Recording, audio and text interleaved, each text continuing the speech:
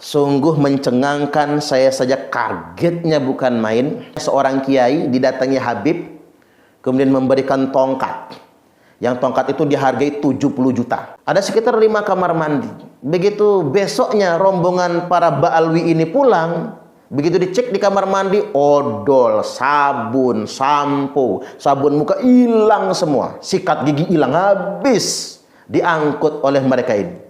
Sampai-sampai Bu Nyai ngomong sama Pak Yai, "Bah, apa iya cucu Nabi maling odol?" "Apa iya cucu Nabi maling sabun?"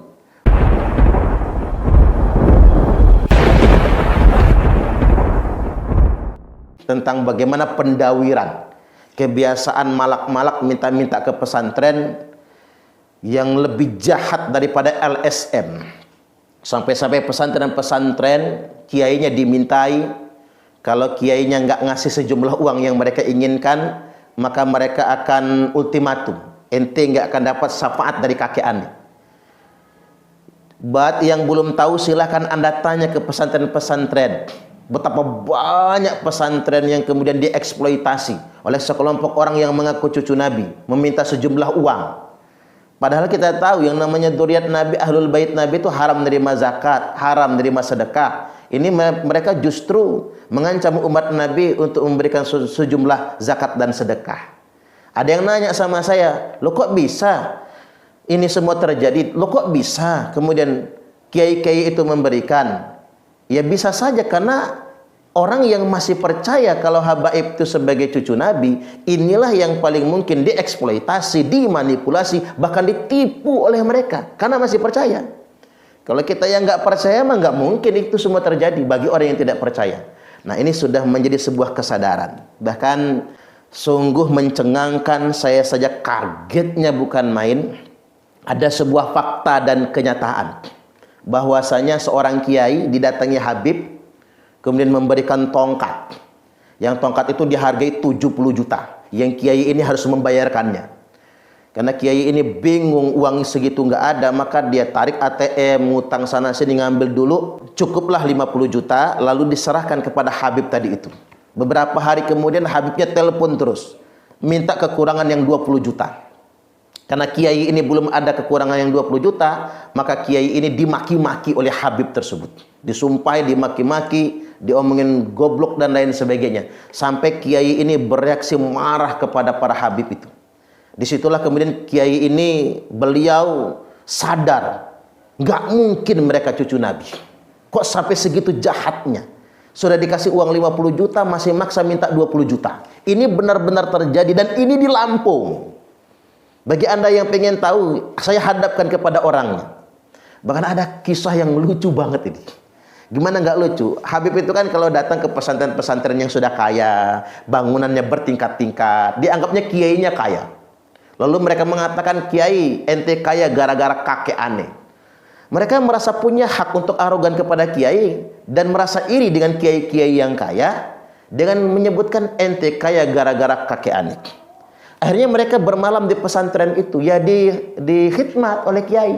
Karena dikira ini betul-betul cucu Nabi, dikasih makanan yang enak-enak, dipersilahkan memakai fasilitas kamar mandi yang ada di internal pondok pesantren, yang dimanfaatkan oleh keluarga, yang santri aja nggak boleh ke sana, mereka memanfaatkan itu.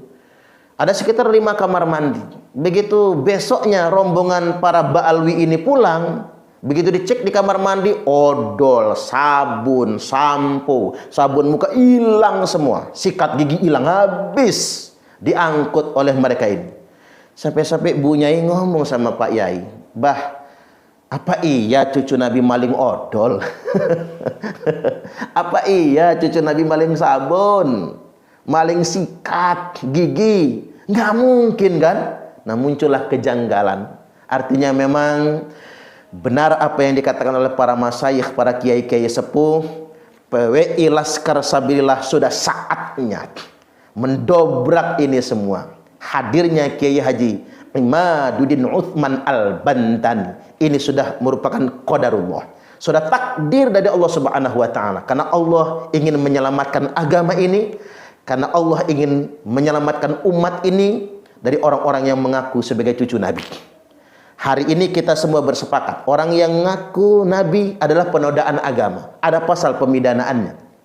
Orang yang ngaku Imam Mahdi juga sedemikian rupa. Persis hari ini kita semua mendorong, mari kita kerahkan semua sumber daya intelektual kita, sumber daya manusia kita untuk mendorong negara melakukan pemidanaan kepada siapapun yang mengaku-ngaku cucu Nabi, bisa dikenai pidana penodaan agama. Kalau Anda sepakat, hayo berjuang bersama, rawi-rawi rantas, malang-malang tuntas, jaga kemurnian agama ini, jaga kemuliaan nasab suci Rasulullah sallallahu alaihi wasallam, jaga kemuliaan bangsa Indonesia, jaga sejarah kita.